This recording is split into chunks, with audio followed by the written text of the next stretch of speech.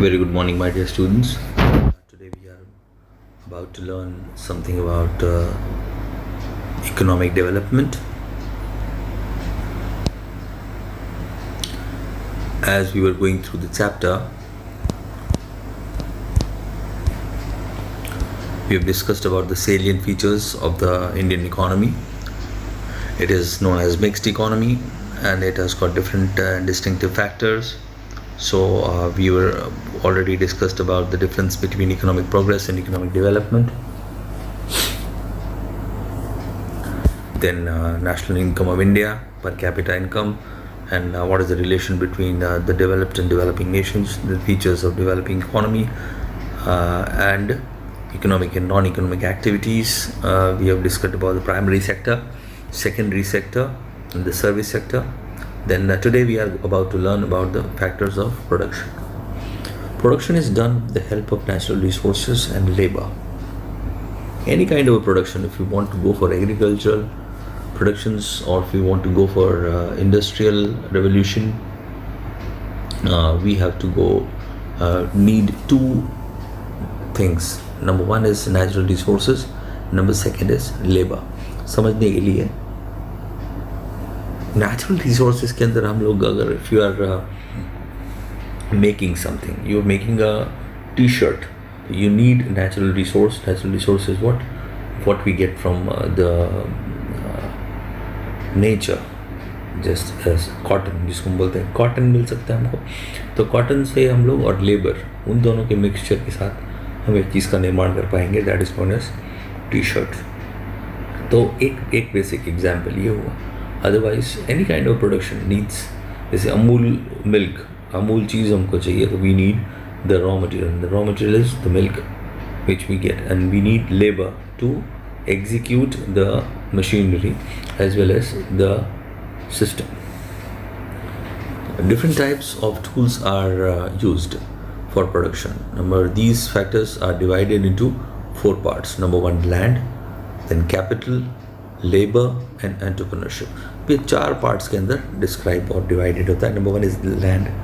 Land यानी कि land की बहुत सख्त ज़रूरत है. अगर किसी भी चीज़ का प्रोडक्शन करना है तो हमको भी नीड है लैंड एरिया. फैक्ट्री वगैरह लगानी है, कुछ भी स्मॉल इंडस्ट्री और कॉटेज इंडस्ट्री की हम बात कर रहे हैं तो उसके लिए भी need land. Then capital. Capital मतलब कोई एक पूंजी, जिसको हम बोलते हैं मूल रकम. शुरुआत करने के लिए आपको कैपिटल की ज़रूरत पड़ेगी. उसके लिए बैंक लोन भी देती है, otherwise we have to arrange on our own. अच्छा खासा कैपिटल चाहिए कुछ भी शुरू करने के लिए. Then labor. Labor means the people, those who work over there for the factory system. उसके लिए हमको लेबर की ज़रूरत पड़ेगी. और चौथा है entrepreneurship. Entrepreneurship का मतलब क्या है, इसको थोड़ा समझना मुश्किल है.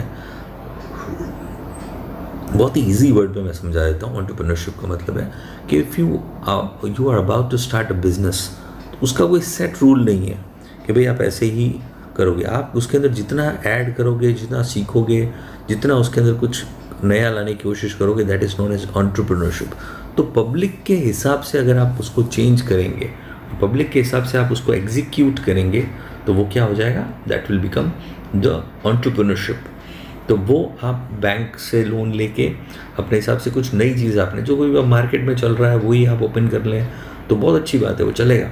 बट उसको आपको सेल करने के लिए, कोई भी न्यू मटेरियल को सेल करने के लिए आपको एंटरप्रेन्योरशिप स्किल्स चाहिए होंगी. उसके लिए क्या करेंगे, आप लेबर भी इकट्ठा करेंगे, लैंड भी लाएंगे, कैपिटल भी ले लेंगे, फैक्ट्री भी अपने बना दी, सब कुछ आपने एक नया चीज़ बना दिया. But at the end of the day what you have to do is you need entrepreneurial skills to sell that item. अब वो कोई भी आइटम इसको सेल करने के लिए, जैसे आप अमेज़ॉन पे जाते हैं, वैसे ही एक एग्जाम्पल है अमेज़ॉन. उसके अलावा बहुत सारे प्लेटफॉर्म्स है जिसके पास जाके आप एडवर्टीजमेंट कर सकते हो, आप समझा सकते हो लोगों को what you are doing, how is the production done. तो कई जगह प्रोडक्शन के बारे में जानकारी चाहिए होगी लोगों को, how the things are going, वो रॉ मटेरियल कहाँ से आता है उसकी नॉलेज देनी पड़ती है. और फिर वो सब आप कैसे उसको सेल करोगे, अपना प्रोडक्ट है उसको बेस्ट बता के ही आप बेचने की ट्राई करोगे. ये सारी की सारी चीज़ें किसके अंदर आती हैं, that is known as entrepreneurship.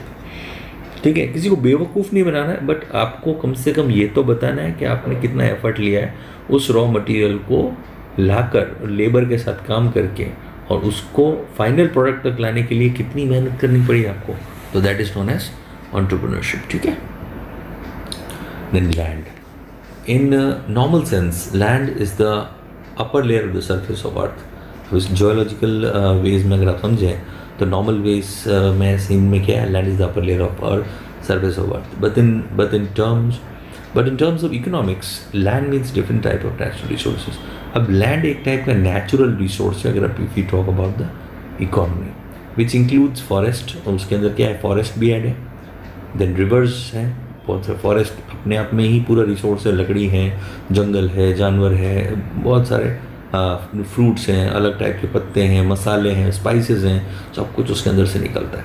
Forest अपने आप में ही एक इकोसिस्टम है। देन आप देखेंगे रिवर्स हैं, रिवर के अंदर भी फिशरीज़ के हिसाब से आप देखें, वाटर वेज के हिसाब से देखें, ट्रांसपोर्टेशन की मीन से देखें, तो रिवर का बहुत ज़्यादा महत्व है। Then we talk about the mountains, तो माउंटेन्स है, तो माउंटेन के अंदर आप देखेंगे तो जैसे श्रीलंका है, दार्जिलिंग है, इंडियन माउंटेन्स है, आसाम की खासी, गारो, जयंतिया माउंटेन्स है, वहाँ पे सबसे ज़्यादा टी प्रोडक्शन होता है, ठीक है। देन फिर आप विल गो फॉर मिनरल्स, तो मिनरल्स भी हैं present in the interior of, ये सारी चीज़ें अलग अलग टाइप की चीज़ें पहले से ही अवेलेबल हैं हमारे पास, वो हमारे सब नेचुरल रिसोर्सेज हैं, मिनरल्स है। अब कुछ उगाना भी है तो वो वैसी मिट्टी होनी चाहिए तो उग जाएगा। अब हम यहाँ चाह के भी केसर नहीं उगा सकते हैं, ठीक है, गुजरात के अंदर कितना भी हम फर्टिलाइज़र डालें, ठीक है, और वहाँ पे वो केसर का कैरी नहीं उगा सकते हैं, कश्मीर के अंदर वो चाहे कितना भी ट्राई करें, ठीक है। तो जहाँ जो होगा तो वैसा उसका फ़ायदा पब्लिक लेती है। In the interior of the earth metals etcetera prevent on the earth surface. अब मिनरल जो प्रेजेंट है इंटीरियर ऑफ द अर्थ में, मेटल्स जो मेटल्स है present on the earth surface. Thus land is a natural tool for production. Land अपने आप में ही एक टूल है for production. Then we will talk about the capital. Man made instruments helpful in production process such as instruments. अब man ने अलग अलग टाइप के इंस्ट्रूमेंट्स बनाए हैं, टूल्स बनाए हैं, जैसे कि house tools, instruments, tools, houses etcetera are used in capital, property, assets and investment.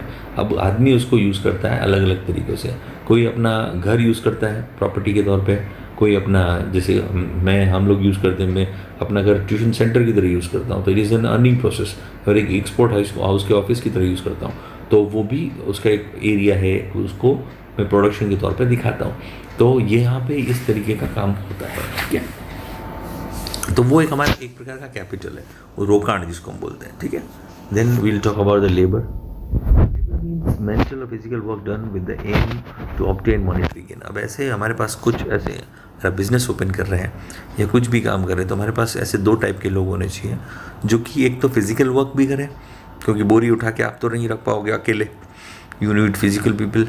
तो जो मज़दूर है उनको भी पैसा मिले, उनका भी घर चले, और हमको भी ऐसे लोग मिले, प्लस ऐसे लोग जो कि ऑफिस वर्क कर पाएँ, समझदार लोग, सीए चाहिए हमको, वकील चाहिए बिजनेस के लिए।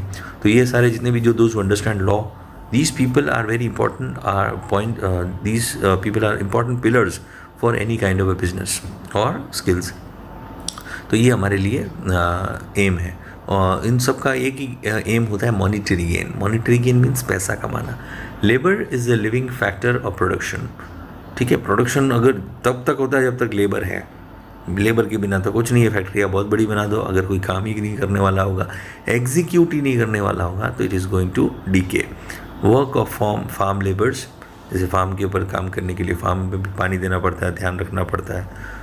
फल आए हैं तो उन्हें टाइम पे उनको प्लग करना पड़ेगा, प्लग करके उसी टाइम पे मार्केट के अंदर जो वहाँ पे उसको सेल करना पड़ेगा या बेच देना पड़ेगा, इसको निकालना पड़ेगा। फिर वो जो ख़राब ट्रीज़ हैं उनकी प्रूनिंग करनी पड़ेगी, उसके अंदर जो नए बीज राइट टाइम पे सो करने पड़ेंगे, फर्टिलाइज़र डालना पड़ेगा, इंसेक्टिसाइड डालने पड़ेंगे, पेस्टिसाइड डालने पड़ेंगे, ये सब चीज़ें होंगी। Then farm labours, workers, teachers. Then अभी अलग अलग टाइप के लोग हैं जो मॉनिटरी गेम के लिए टाइम करते हैं। फार्म लेबर्स हैं, देन वर्कर्स हैं, जैसे अब डायमंड को भी पॉलिश करने के लिए कई लोग जाते हैं, अब it is also kind of work. Then teachers, हम जैसे लोग हैं। देन डॉक्टर्स जो आपकी जान बचाते हैं, as well as monetary gain भी करते हैं, ठीक है। आर्टिजान्स, जो छोटे छोटा, जैसे अब मकान बनाया तो वो किसी आर्टिजान ने बनाया है, कहीं पर आर्टिस्ट अलग होता है, आर्टिजान अलग होता है। आर्टिजान मतलब एक विशेष स्किल उसको आती है किसी टाइप का स्कल्पचर, बिल्डिंग, पेंटिंग, ये सब। आपके घर का जो पेंटिंग किया है वो कोई पेंटर नहीं है, पर वो आर्टिजान है, ठीक है, एट्सेट्रा आर कॉल्ड लेबर। इसको हम क्या लेबर वर्क बोलते हैं। Then fourth, entrepreneurship, the person who efficiently combines the three factors. अब इन तीन चीज़ों को इकट्ठा करके, तीनों चीज़ों को, कैपिटल को इकट्ठा किया, नेचुरल रिसोर्स को इकट्ठा किया और लेबर को इकट्ठा कर जिसने कर लिया अच्छे तरीके से, efficiently. So these factors of production, land, capital, labour, is called entrepreneur. और अच्छे तरीके से उसका उपयोग जो करेगा वही एंटरप्रेन्योर कहलाएगा। The process of coordinating the three factors of production in profit making process is called entrepreneurship. ये जो पूरा प्रोसेस है, इसको सही तरीके से जो यूज़ कर लेगा वही एंटरप्रेन्योर कहलाएगा, ठीक है। Distribution of factors of production, human wants are unlimited, सही बात है। We all need best of the best, and sometimes we need better and sometimes we need best. So for that, human needs are unlimited, while resources to fulfill them are limited. अब human जो needs हैं वो तो हैं limited, पर उनको unlimited है, पर उनको fulfill करना unlimited है। fulfill करना limited है, possible नहीं है human needs को satisfy करना। No nation of the world has resources in unlimited quantity, चाहे वो developed nation हो या underdeveloped हो या poor country हो या developing nation हो, nobody has got the unlimited power और unlimited energy, unlimited resources किसी के पास भी नहीं है, quantity किसी के पास नहीं है, ख़त्म तो होने ही वाला है। It's a fine example is Dubai. Dubai's king once thought that they have got a good reserves of oil. They were selling oil. They are still selling oil, but sooner or later he came to know that once the oil gets low or oil gets dried up, what we are going to do?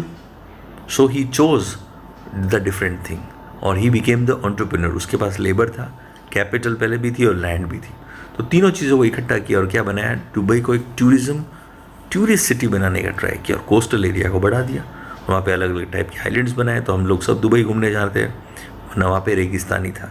Oil reserve तो थे, पर उसका usage उन्होंने इस तरीके से किया, तो आज की तारीख में Dubai has become a prime tourist destination. Burj al Arab आपने सुना होगा, ठीक है, बुर्ज खलीफा, ये सारे के सारे वहीं पर ही है। तो ये एंटरप्रेन्योरशिप है, तीन चीज़ों का मिक्सचर किया है उसने अच्छे तरीके से, ठीक है। There will be always a scarcity of factors of production. अब प्रोडक्शन करने के लिए हमेशा कमी ही होती है, चीज़ों की रॉ मटेरियल लिमिटेड है। As a result every country faces problems related to allocation of resources.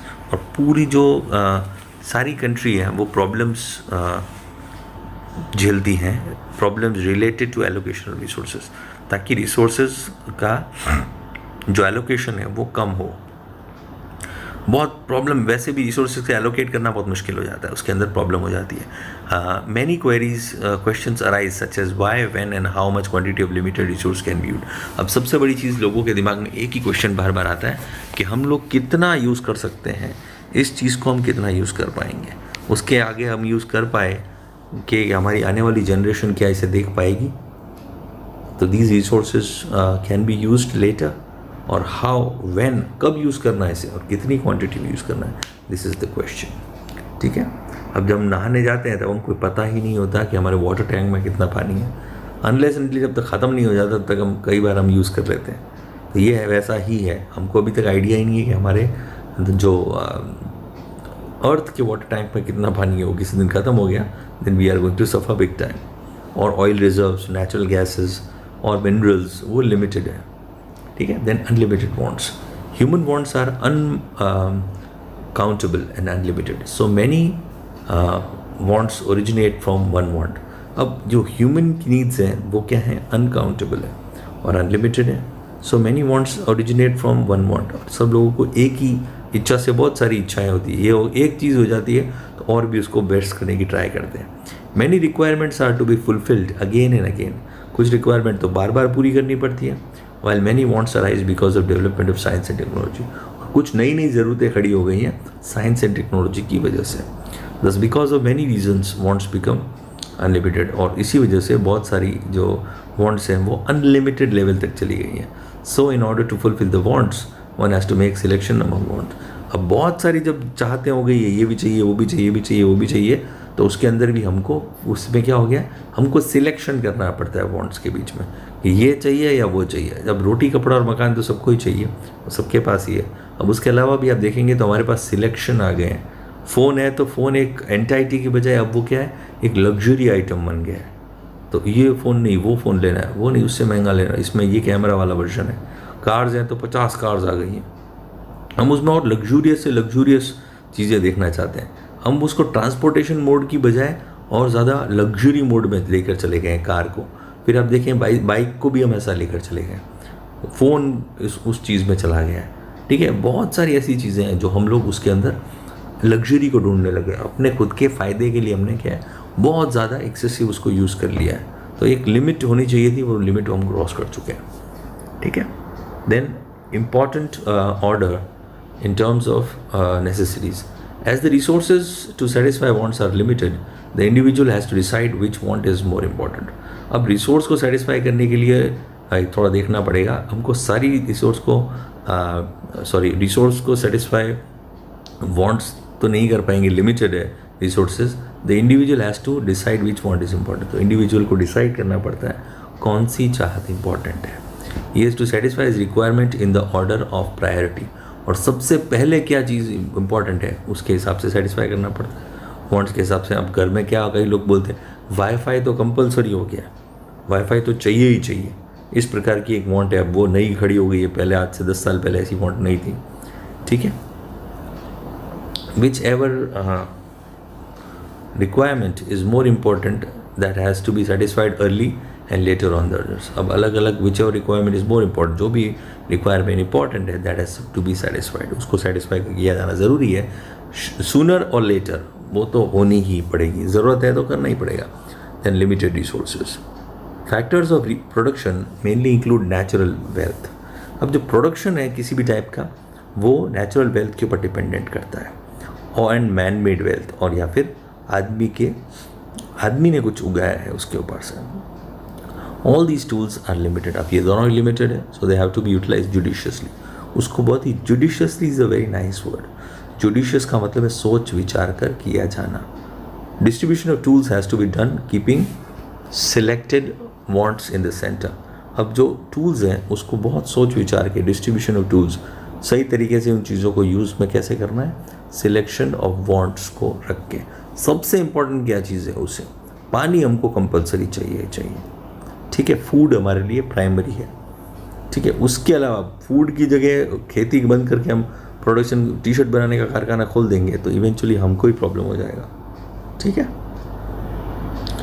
Then alternate use of resources. अब यूज़ के भी ऑल्टरनेट यूज़ ऑफ रिसोर्स के अलग अलग टाइप के यूसेज हो सकते हैं। Resources to satisfy demands are limited. Resources तो लिमिटेड ही है। Not only this, we have alternate usage of also. किसी चीज़ का एक ऑल्टरनेटिव यूसेज भी हो सकता है।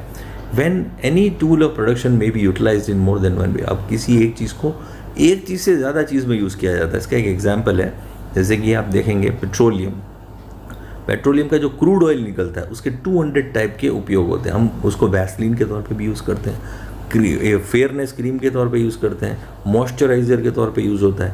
हमारे रोड के ऊपर जो कोल्टार होता है, जो रोड जिससे ब्लैक वाला आपने देखा होगा, एक लिक्विड होता है कोल्टार जिसको बोलते हैं, वो भी उसमें से ही निकलता है। फिर अब केरोसिन है, डीजल है, पेट्रोल है, ऐसे 200 टाइप के उसके फॉर्मेट्स निकलते हैं अलग अलग टाइप के। ठीक है, इसके इतने ऑल्टरनेट यूसेज होते हैं। When any tool of production may be utilised in more than one way, it means the tool has multiple usage. तो इसका मतलब है उसके मल्टीपल यूसेजेस हैं। So it may be said that this usage is alternative. तो कई लोग बोलते हैं ये इसका ऑल्टरनेटिव यूसेज है, उसको उस तरीके से भी यूज़ किया जा सकता है। For example, if wheat is sown in land, अगर कहीं पर गेहूँ बोया गया है किसी ज़मीन पर, इन अ लैंड, बाजरा, मेज, ग्राउंड नट और any other yield can not be cultivated. सही बात है, अगर एक लैंड के अंदर वीट बो दिया है तो बाजरा नहीं होगा उसके अंदर उस दिन, वहाँ पे एक साथ तो कैसे होगा, मेज नहीं होगा, ग्राउंड नट होगी, उनमें से कोई एक ही हम कर पाएंगे, सब तो हम नहीं कर पाएंगे। Can not be, other usage of land has to be stopped. और फिर इसलिए दूसरा जो यूसेज है वो रुक जाएगा, वो उसका एक ही यूज़ करेंगे, ऑल्टरनेट यूज़ नहीं ले पाएंगे। लैंड का एक बार में एक बार यूसेज ले पाएंगे। Thus, in above mentioned condition, distribution of factors of production is done in such a way that it satisfies maximum possible demands. इसीलिए ऐसा किया जाता है कि प्रोडक्शन इस तरीके से किया जाता है कि वो जो लोगों की डिमांड है उसको सेटिस्फाई करे मैक्सिमम नंबर में, मैक्सिमम लोगों को मैक्सिमम बेनिफिट मिले, उस हिसाब से ही प्रोडक्शन काम करता है। ठीक है, तो that's it for today. Next lecture के अंदर we are going to talk about methods of allotting or allocation of resources, then marketing system is very important, market system, then features of market mechanism system, how the market works, then definition and benefits of market mechanism system, then limitations of market mechanism system, then socialist system, features of socialist system and benefits of socialist system, limitations of socialist system, then mixed economy. It is very important, we have to learn about mixed economy. Then that's it. So I've already posted the question answers in the notes. I've posted the notes on the VDBS app. Please go through it. If you've got any kind of doubts, please feel free to ask. We are always up here, and very soon I'm coming to the Bhavnagar also. If you've got any kind of the doubts, you can come and meet me personally. Take care. 10th is very important. Social as well as English. If you got any kind of problems, feel free to ask. Thank you. Have a very good day.